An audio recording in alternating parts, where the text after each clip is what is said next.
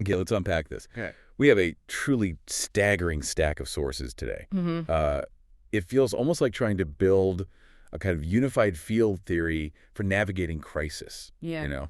It really is an incredible reading list. We're pulling from what? Ancient philosophy? Yeah. Cicero on Roman duty, for instance. And then jumping to military strategy with Sun Tzu. Exactly. And trying to synthesize that with management thinking from modern giants like Pixar or what Louis Gerstner did at IBM. It's quite a mix. It is. We've basically got the Stoic, the war strategist, the transcendentalist thinker, and the modern CEO all kind of wrestling with the same fundamental question. Which is? How do you maintain who you are, your identity, and, achieve success when the ground beneath your feet is actively shifting, when everything's in flux? Right. So our mission in this deep dive is really to try and isolate the common threads, the common denominators that run through these really radical transformations. Whether it's technology changing everything. Or maybe an intense organizational crisis, like a company facing bankruptcy. Or even a fundamental challenge to your own ethics, your own core beliefs. Yeah.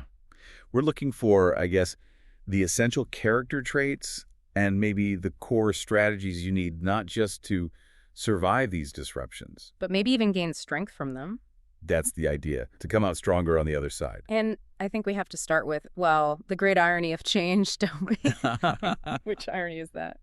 The most powerful engines of disruption, the things that change the world the most, their ultimate purpose was often completely unintended. Nobody planned for that. Okay, here's where it gets really interesting, I think. Yeah. Because we start with someone like Nassim Taleb, the chaos theorist. Right. And he meticulously shows us that our greatest inventions, well, they rarely achieve the goals they were initially designed for. Yes. It's quite startling. He actually argues, doesn't he, that the eventual revolutionary use is usually the opposite, or at least completely different from the original intent. Exactly. He charts this using the evolution of information technology. He breaks it down into sort of two distinct phases. Phase one, it starts with the fundamental science. Really abstract stuff like combinatorics, propositional knowledge. Okay, pure theory. Pure theory. And this eventually led to the first hardware, the massive, cumbersome, incredibly expensive computers. The room-sized ones? Exactly. And they were initially used for very specific, frankly kind of mundane tasks, like database management, often using punch cards, if you can imagine. Wow. So high cost, very niche application. It sounds like a wildly over-engineered solution for what they needed back then. They were sort of locked into this high-cost, low-utility role. Yeah. Designed for institutional efficiency, a closed, predictable system. Precisely. The original intent was all about hyper-efficiency in managing databases. That was the goal. But then, what caused the computer to truly explode? To initiate a revolution? It wasn't that database stuff. No, it was the totally unintended application. Word processing. Just typing documents. Simple word processing. Once the microcomputer emerged, in the early 1980s, that functionality, just simple convenience for the average user, it transformed the computer's utility far, far beyond what the defense contractors or the initial database managers ever envisioned. So that shift right there, Yeah. from institutional efficiency, big organizations, to individual convenience, that's the first great reversal, you could say. Yeah. And the second great reversal, well, it has to be the internet. We tend to forget the origins weren't social or commercial at all. Absolutely not. The internet was conceived with the highest stakes of national defense in mind. Pure Cold War thinking. DARPA, right, the Defense Advanced Research Projects Agency. Exactly. Accelerated during the Reagan anti-Soviet era. Its singular, almost paranoid purpose was military resilience. Meaning it was designed as a communication network rugged enough, tough enough to survive a generalized military attack. Probably thinking nuclear war, honestly. Wow. The intent was 100% military survival and security, nothing else. Okay, so let's put the pieces together. We have these expensive, military-funded computers initially designed for spreadsheets or databases that accidentally found their calling in word processing. Right. And then you have this military-funded communication infrastructure designed for high-stakes resilience to survive Armageddon. You mix these two unintended pathways together, and what's the outcome? What pops out the other side? Well, Taleb points out the results are completely unforeseen social and economic outcomes, things that were just unimaginable before. Like what? He specifically lists social networks, obviously, but also things like broken marriages, Yeah. the democratization of specialized knowledge. Yeah, anyone can look anything up now. Right. And as we kind of touched on, the rise in generalized nerdiness, Mhm. globally networked communities of interest that were simply impossible before. And the kicker is the funding source.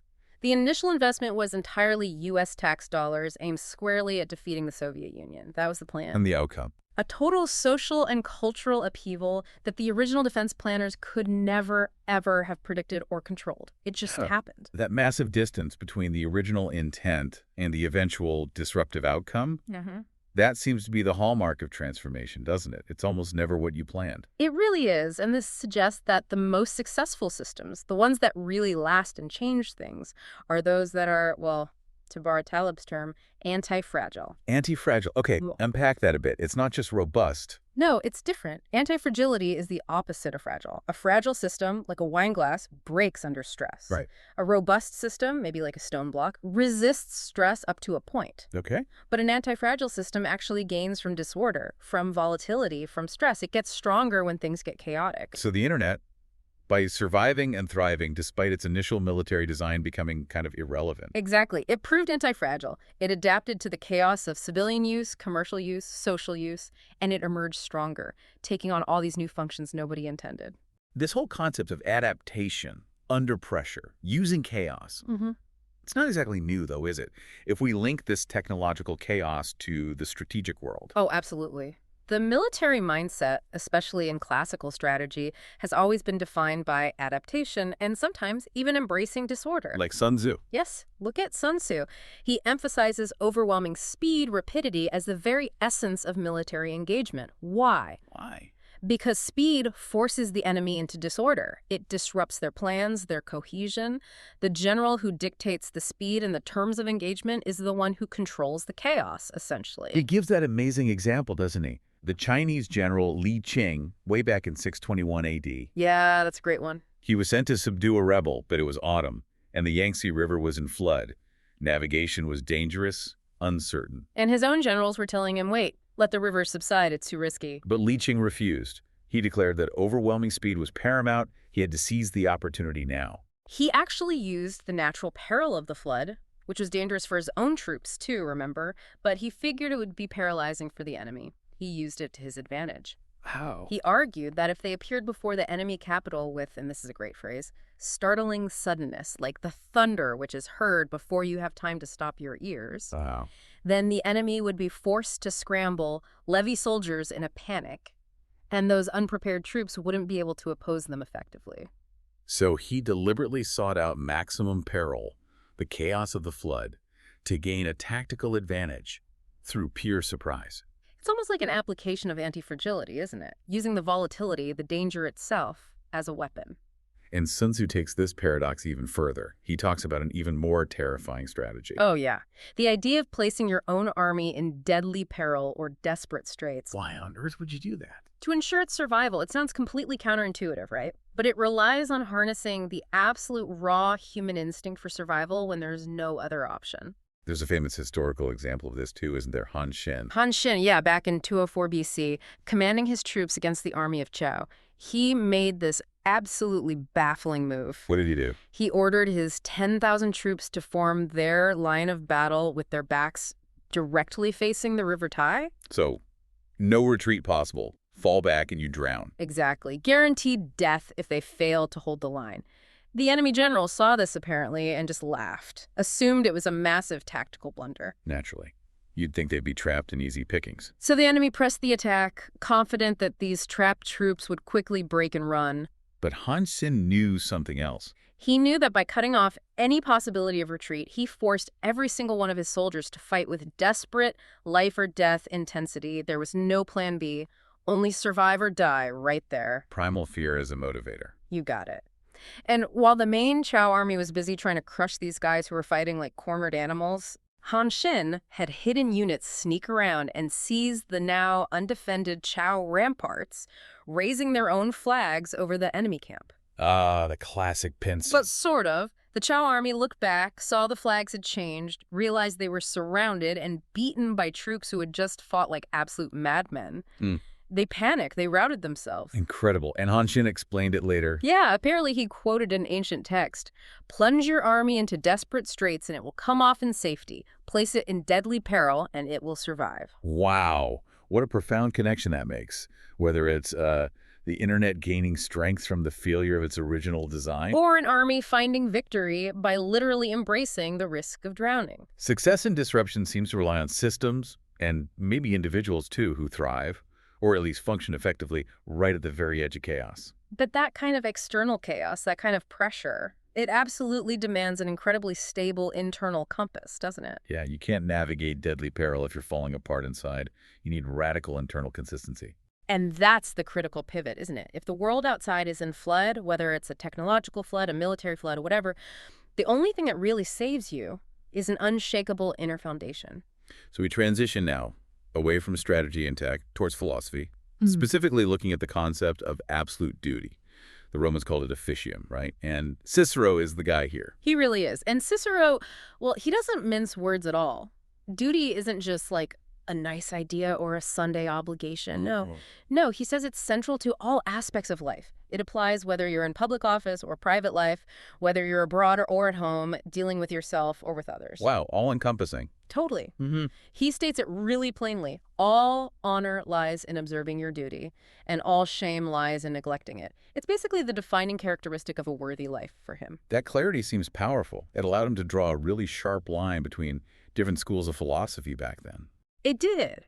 He praises the schools that maintain duty. He mentions the Stoics, the academics, the Peripatetics, because they argue that rightness, doing the right thing, must be sought for its own sake. Meaning not for reward. Exactly. Independent of the outcome, independent of whether you get praised or paid for it, you do it because it's right. And he contrasts this pretty strongly with other schools. Oh, powerfully.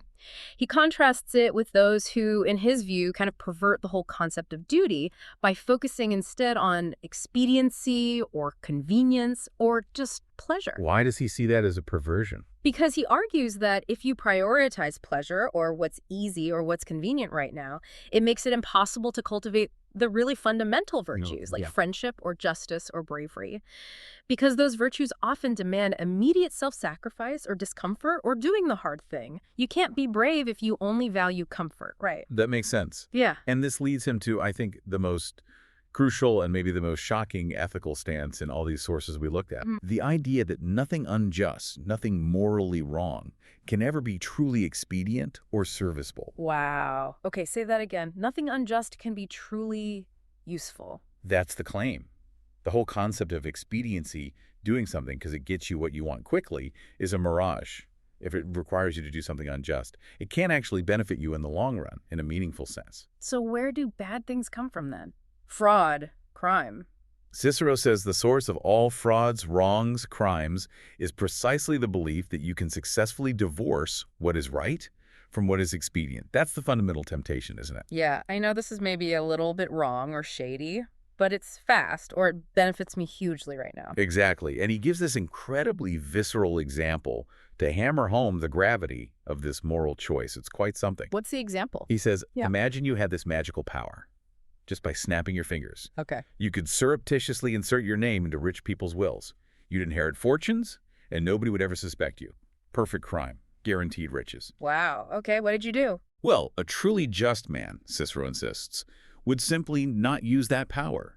Even knowing the act would remain perfectly hidden, even knowing it would be incredibly beneficial financially. Why not? Because the just man, by definition, benefits all he can and does harm to no one, unless he's provoked by injury first. Using that power, even secretly, is inherently unjust. Okay, that's the ideal. That's the ideal. But then he contrasts this with a real historical figure, Marcus Crassus, who was notorious for his greed. Oh, okay. If you gave Crassus that power, Cicero speculates, I warrant you he would have danced in the forum, just openly celebrating his secret power. Exactly. That contrast shows the radical difference between the principled mind and the expedient mind. The principled mind literally cannot perceive an unjust act as truly beneficial, even if it results in immediate material gain or solves a pressing problem. The injustice poisons the benefit. This standard of character, this internal compass, is so absolute that it maybe can't even be properly judged from the outside. There's that anecdote about Fimbria, the judge. Oh, right. The case of Marcus Lutatius Pythius. This guy basically made a bet, a wager, that he could prove himself to be a good man. And he took it to court. Yeah, and the judge, Fimbria, refused to even decide the case. He wouldn't rule on whether Pythius was officially good or not. Why not? Seems like that was his job. Because Fimbria recognized that true goodness, real character, is so complex, so deep-seated, woven into countless duties and merits and intentions, that a judge shouldn't have the authority, the arrogance really, to pronounce a common man as definitively good. Interesting. What was his reasoning? If he decided against the guy, he'd damage his reputation unfairly, perhaps. But if he decided in his favor, he'd be trivializing the highest ethical ideal, making goodness seem like something you could just win in court. So the refusal itself is the ethical act. Exactly. The refusal was the ultimate act of ethical rigor. It acknowledged that true character cannot, and maybe should not, be validated or defined purely by external judgment or reputation. That difficulty in pinning down internal character, separating it from external metrics and societal approval, that leads us almost perfectly to the transcendental perspective, doesn't it? Like Ralph Waldo Emerson. It really does. Emerson confronts the exact same challenge. How do you maintain your authentic self, but in the context of society's pressures? And his starting point is pretty radical. Oh yeah, his declaration is blunt. Society everywhere is in conspiracy against the manhood of every one of its members. Conspiracy. That's strong. It is. He argues that the virtue society demands most isn't really virtue at all, it's conformity. Just fitting in, following the rules, not rocking the boat. So to be a true individual, a man in his terms, You must be a nonconformist. You have to rely only on yourself, trust your own instincts, even if they go against what everyone else thinks is good. this sounds difficult. Yeah. Painful even. He acknowledges that. Yeah. It requires you to constantly question accepted goodness. Is this thing everyone calls good really good? Or is it just convention? He even says you might have to shun family if your genius calls. Right. Write whim on the lintels of your doorpost, he says. It's about radical self-trust. He defines that self-trust as the essence of heroism characterized by undaunted boldness and fortitude against social pressure. But this radical individual sovereignty, how does that connect back to society? If everyone is just doing their own thing, doesn't it lead to chaos? We need some structure, right? No, yes. And this self-reliance has to operate within a broader structure of self-governance. If we connect this back to the political sphere, we have to remember the foundations of civic duty, like from thinkers such as Locke. Locke's idea about consent. Exactly. Political subjection, agreeing to be governed, comes only from voluntary consent. The individual has to agree to it. The government's power ultimately stems from the people it governs. So if the individual is the source of consent, Then their self-reliance, their internal character, their ability to judge right and wrong for themselves, that becomes foundational to the stability of the state itself. An unthinking, conforming populace can't really give meaningful consent, can they? that's a powerful point. The integrity of the state rests on the integrity of the citizens who consent to be ruled. And Cicero, bringing him back in, argued that one of the chief purposes of the state was to ensure the undisturbed possession of private property. Which sounds very modern, very capitalist. It can sound that way, but it's maybe broader. It's about the security of what is rightfully yours, not just land or money, but maybe your autonomy, your rights. This security creates the stable environment necessary for the just man, the principled individual, to observe his duty without constant external coercion or fear of arbitrary loss. Okay, so whether we're looking at personal character with Emerson or the structure of a just state with Cicero and Locke, the foundation seems to be the principled, self-reliant individual. Yes, and Emerson really crystallizes the personal cost of maintaining that principled stance, that nonconformity. He presents this stark choice offered to every mind. What's the choice? He says, God offers to every mind its choice between truth and repose. Take what you please, you can never have both. Truth or repose. Wow. Mutually exclusive. According to Emerson, yes. The path of repose, of rest and comfort, is the path of convenience. You accept the first creed you come across, the first political party that feels okay. You basically stop questioning. You shut the door of truth, and what do you gain?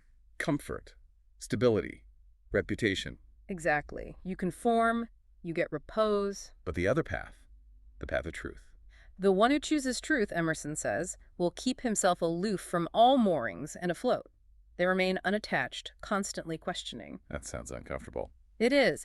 They accept the constant discomfort, what he calls the inconvenience of suspense and imperfect opinion. You never have the final answer. You're always searching, always evaluating. That inconvenience, that deliberate uncertainty, that's the price you pay. That's the price of being a candidate for truth, rather than settling for comfortable dogma or easy answers. Staying afloat means refusing to anchor yourself to comforting illusions. This idea of deliberate detachment, keeping aloof from material and social validation. It finds its ultimate expression, perhaps, in the spiritual goal described in the Bhagavad Gita, doesn't it? It absolutely does. The Gita talks about the ultimate aim of spiritual life being kaloka, Which is? a realm, a state of being that's completely free from the material inconveniences that plague this world. Even the highest material planets, places like Brahmaloka, still have these problems. What problems? Birth, death, disease, and old age. The fundamental sufferings of material existence. Kaloka is beyond all that. Okay, sounds good. How do you get there? How do you attain that state? Yeah. It seems to require a level of detachment that allows you to withstand all the chaos of the material world we've been talking about. Well, the Gita says it requires achieving what's called pure transcendental consciousness. And the key to that is giving up all desires for sense gratification that arise from mental concoction. Mental concoction, what does that mean? It means desires that are just imagined or constructed by the mind, things we think will make us happy but aren't actually necessary for our real well-being or survival. Chasing after fleeting pleasures, basically. So how do you give those up? Just willpower? The path recommended is engaging in pure devotional service, enka consciousness. The idea is that if your consciousness is fully absorbed in the divine, in service, you automatically acquire all the good qualities of the great sages. Your focus shifts entirely. And those desires for, sense gratification, they just fade away. They naturally subside because your energy and attention are directed elsewhere towards something higher.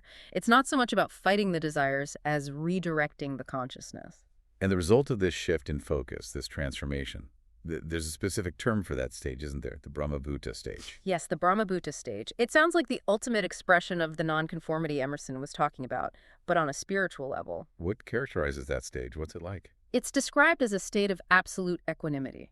The devotee becomes full in himself, self-satisfied. He sees no one as fundamentally higher or lower because all those material distinctions, rich, poor, smart, dumb, powerful, weak, are seen as just temporary, ephemeral appearances. So the constant striving for status, for material value, it just stops. Yeah. It subsides completely.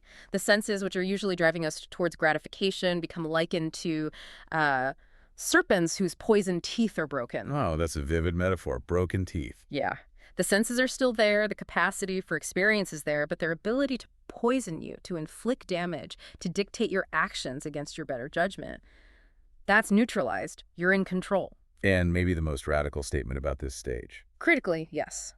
For the person who attains this Brahma Buddha stage, the text says, stone and gold are of equal value. Stone and gold are equal. Think about that. It perfectly mirrors Cicero's argument against expediency, right? If gold holds no more intrinsic value to you than a common stone, you could never commit an injustice for material gain. The motivation is just gone. And it mirrors Emerson's nonconformity, too. Society values gold immensely, stone not so much. Yeah. To see them as equal is the ultimate detachment from social norms. Exactly. It represents the ultimate internal consistency. You have the inner foundation needed to face those desperate straits we talked about earlier, whether they're military, corporate, or personal, without breaking or compromising your core principles. Okay, so this brings us nicely to the application of all these big ideas. We've sort of established that successful transformation often looks chaotic from the outside. Right, driven by unintended consequences, maybe even peril. And that navigating it requires this radical internal character, this consistency, this detachment from pure expediency or social approval. So now, let's look at how effective leaders actually harness that chaos, or at least manage it, and demand the kind of rigor needed to achieve real excellence, especially in high-stakes environments. And where better to start than the creative genius factory itself, Pixar. Pixar is such a fascinating case study, especially for making failure not just acceptable, but necessary and productive. How do they do that? Especially under the immense pressure they face? Like, remember the near disaster with Toy Story 2 where they almost lost the whole film? Their core mechanism for maintaining creative excellence through that kind of pressure was something they called the brain trust. The brain trust. It sounds very official. Well, interestingly, it wasn't mandated from the top down. Apparently, it emerged organically. It was basically a group of their most proven directors and storytellers. And what did they do? They would review a movie that was in development, usually one directed by one of their own members, and they'd analyze the story, the characters, the emotional beats. Critically, the goal was to do this honestly and directly, without the director getting defensive or overly emotional. It sounds hard. How do you create a culture where people can take that level of critique? It rests entirely on this concept they developed of giving good notes, candor, but constructive candor. Okay, what makes a note a good note at Pixar? It's not just finding flaws. No, definitely not. A good note, according to them, had three essential elements. First, it had to be specific, not just, I didn't like it. Right. Pinpoint the problem. Second, it had to be timely. You can't give a fundamental story note when the animation is almost finished and fixing it would cost millions. That's too late. Makes sense. And the third? And this seems the most important. It had to be inspiring. Inspiring. How can criticism be inspiring? Yeah, that's the key. Andrew Stanton, one of their core creative minds, gave a great example. You don't just say, the dialogue in this scene is boring. That's deflating. Right. Instead, you challenge the director by appealing to a shared goal, a shared aspiration for greatness. You might say something like, don't you want people to walk out of the theater quoting those lines? Let's make them unforgettable. Ah, okay. So you turn the criticism into a problem you're solving together to reach a higher standard they both believe in. Exactly. It reframes it. It's not an attack. It's a collaborative push for excellence. And this whole culture, it fundamentally accepts that creative excellence cannot happen with a zero failures mandate. That sounds counterintuitive for a business aiming for hits. Well, they argue that while zero failures might be necessary for, say, building a bridge or flying a plane. Sure. Critical systems. Right. But in the creative space, striving for zero failures is actually counterproductive and worse than useless because it stifles experimentation and risk-taking. So failure is a necessary part of exploration, of finding the truly original idea. Precisely. Therefore, Pixar's real innovation wasn't somehow eliminating failure. It was figuring out how to make failure less expensive. How do they manage that? Movies are famously expensive. They structured their process to allow directors to spend years, if necessary, in the early development phase. This is when it's mostly just the director, maybe some story artists working on reels and concepts. The costs are relatively low, mainly salaries. So they could iterate massively back then. Yes, they could try things, scrap entire versions, restart, rethink fundamentally, all before the really catastrophic financial explosion of full production costs hundreds of animators, rendering farms kicks in. They front-load the potential for failure when it's cheap. Smart.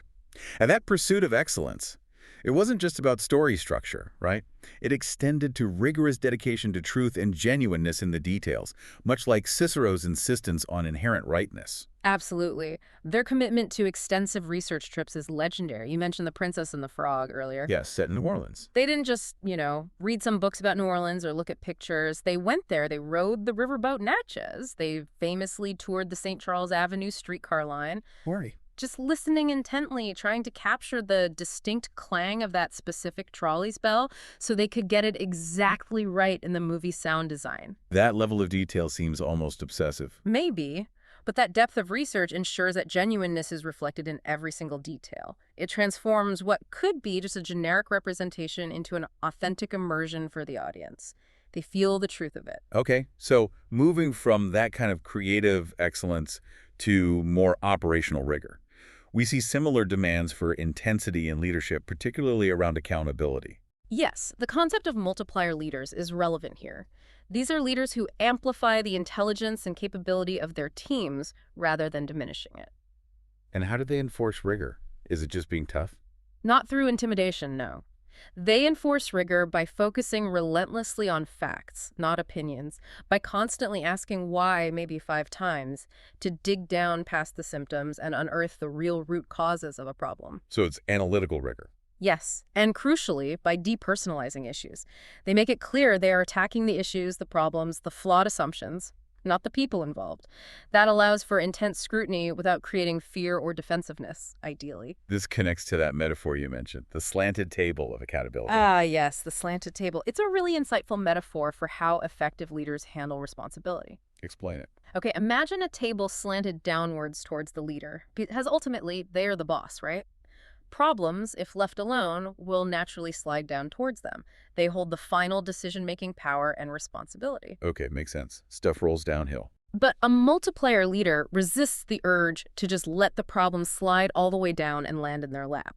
They resist pulling that problem entirely onto their side of the table, even though they could. So what do they do instead? They might offer suggestions, they might ask clarifying questions, maybe provide resources or remove roadblocks. But the responsibility, the actual ownership of solving the issue, the accountability, must remain firmly planted on the staff's side of that slanted table. They keep pushing it back uphill, gently. In a way, yes. They support, but they don't take over.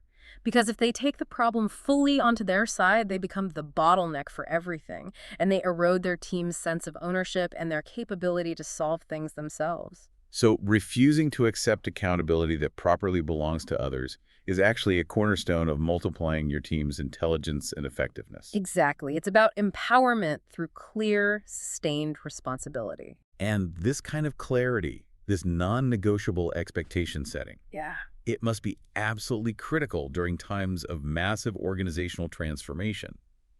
Which brings us back to Louis Gerstner taking over IBM. Oh, that was a crisis situation. When Gerstner arrived, IBM was bleeding cash, losing relevance. It needed radical, fundamental change, and he knew he had to jolt the system. A shock therapy, as the source called it. Yes, he recognized he needed to administer a kind of shock therapy dose to shift the deeply embedded, complacent corporate culture. How did he do that? Through very direct communication. He used, apparently, passion, anger, and directness in his early addresses. He knew most employees would never have a long private chat with him. So his public persona had to carry the message. Exactly. He had to establish his core values, his competitive edge, and the sheer urgency of the situation very publicly and forcefully right from the start. That shock therapy was necessary just to get people to listen and realize things had to change. And the change he drove was fundamentally existential for IBM, wasn't it? It challenged their whole identity.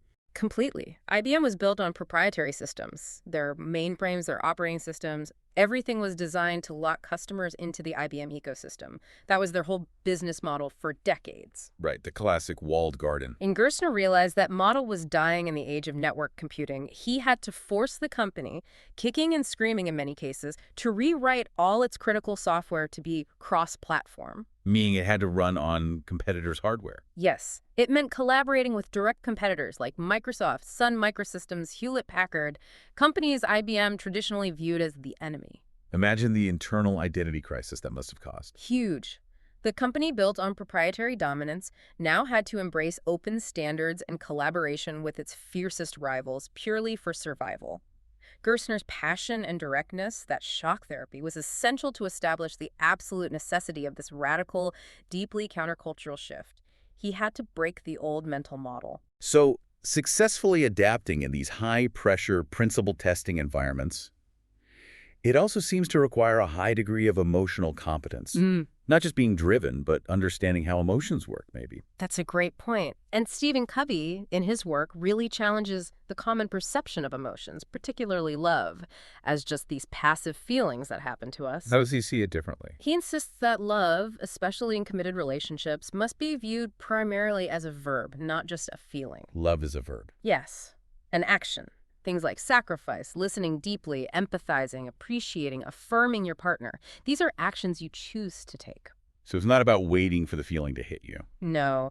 He tells a story about a man coming to him complaining that the feeling of love was gone in his marriage. He didn't feel it anymore. Okay, common problem. What was Covey's advice? His advice was blunt.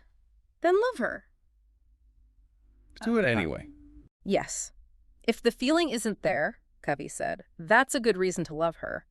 The implication is that the consistent action of loving, sacrificing, listening, affirming will often generate the feeling over time. You act your way into the feeling, not the other way around. It's proactive. That focus on immediate, principle-centered action, regardless of feeling. That sounds crucial in a crisis, too, when things are hitting the fan. Absolutely. And the Navy SEALs operate on this exact premise. They have a core concept called cover and move. Cover and move, what is it? It's their immediate default teamwork procedure when chaos erupts, and there's absolutely no time for complex planning or discussion. You're under fire, someone needs to move, one person provides covering fire, the other moves. Then you switch, leapfrogging forward under protection. So it's a pre-agreed practice drill for immediate action. Exactly. It's a pragmatic recognition that once the highest priority task is dealt with, maybe neutralizing the immediate threat, you have to instantly default to a practiced, proactive principle rooted in teamwork to keep moving to extract the team safely. How does that link back to Covey? Well, it perfectly reflects Covey's idea of principle-centered actions, which is his habit 3, putting first things first, rooted in a fundamentally proactive nature, habit 1, taking responsibility. When chaos hits, you don't have the luxury of inventing new strategies or figuring out your feelings. You fall back immediately on your established, practiced principles. They guide your automatic actions. Okay, so we've seen the need for antifragility, internal consistency, rigorous execution, proactive principles. But what about perception? Can you be doing all the right things but still misjudge your own value or impact? Oh, definitely. And this brings us to our final and maybe slightly brutal case study, the surprising reality revealed by the Washington Post strike back in the 1970s. Ah, right. What happened there? About 800 members of the newspaper guild, mostly reporters and writers, walked out on strike. And they were apparently completely convinced that they were the newspaper. They believed they provided the essential excellence that made the Washington Post the great paper it was. Okay, understandable pride in their work. Sure, they assumed the paper would essentially collapse without them, that standards would plummet, readers would revolt, management would have to cave because their superior writing and reporting was irreplaceable. But that's not what happened. Not at all. The paper was kept running, albeit maybe thinner, by a much smaller team of non-striking exempt editors, managers, and supplemented by wire service copy. And the result? The shocking reality, according to the source, was that their vaunted excellence was remarkably unmissed. Unmissed. Ouch. Big ouch. A survey taken after the strike found that a majority of readers thought the paper during the strike was either unchanged in quality or unbelievably better. Better? How could it be better with fewer star reporters? Maybe it was tighter, less fluff. Maybe the editors focused on core news. Who knows? But the point is, it was a shattering realization for the striking workers. What does it prove, though? It proves that the external validation of one's work, even in a field like journalism that really values high-quality writing and investigation, can be dramatically flawed. Your self-perception might not match the market's perception. So the paper was still functioning, providing an acceptable paper, as the source puts it, even without the self-proclaimed excellence of those guild members. Exactly. It underscores that consistent performance, basic rigor, and sustained output, as demonstrated by that smaller, committed team who kept the presses running, can often outweigh the perceived, perhaps inflated value of individual self-identified genius, at least when viewed by the end consumer. It's a humbling lesson about where real value sometimes lies. #tag outro. So, we have covered a lot of ground today. It feels like we've completed a really comprehensive journey through some incredibly diverse ideas. Yeah, from ancient Rome and China to modern tech and boardrooms. And I think if there's one thread holding it all together, it's that disruption, whether it's technological, military, organizational, personal. It's defined by chaos, by the unexpected, often by the reversal of original intent. Right. The computer wasn't meant for word processing. The internet wasn't meant for social media. Exactly. And the forces, the qualities that enable survival and even leadership in those moments, they seem to stem from a willingness to embrace what's uncomfortable. Like Sun Tzu's generals deliberately moving into deadly peril. Yes, to unlock those desperate survival instincts. Or like Pixar, embracing the failure that's necessary for creative exploration. Right, where the leader's job isn't to achieve zero failures, which is counterproductive anyway, but to make iteration and learning less expensive. And fundamentally, it's about that internal, almost radical consistency demanded by duty, by ethics. Recognizing, like Cicero did, that what is right can never truly be divorced from what is expedient or useful in the long run. That seems to be the bedrock. True strength, whether we're talking about an organization or an individual person, it stems from principles that are deeply rooted and actively defended. We saw that in the political sphere, didn't we? Thinkers like Locke and Cicero arguing that stability relies on things like voluntary consent and the defense of private property principles that secure the basic context for a just life. And we saw it internally too, with Emerson defining self-trust, that nonconformist spirit, as the very essence of heroism. Having the courage to speak the rude truth, as he put it, and being scornful of petty calculations or social approval. Ultimately, it feels like the deepest transformation requires making that difficult choice Emerson laid out. choosing truth over repose, accepting the inconvenience of suspense, staying afloat on uncertainty. rather than conforming to the first comfortable creed or easy answer that comes along. So what does this all mean for you, the listener, then? We've journeyed through these vast spheres of influence, from the political realm, where your own voluntary consent is the basis of legitimate authority, To the deeply spiritual realm, where, for the enlightened mind, a stone and a piece of gold hold equal intrinsic value. Thinking about all that, maybe the final question is this. What is the one core principle you are willing to keep afloat? What truth are you willing to pursue, embracing that inconvenience of imperfect opinion, that suspense?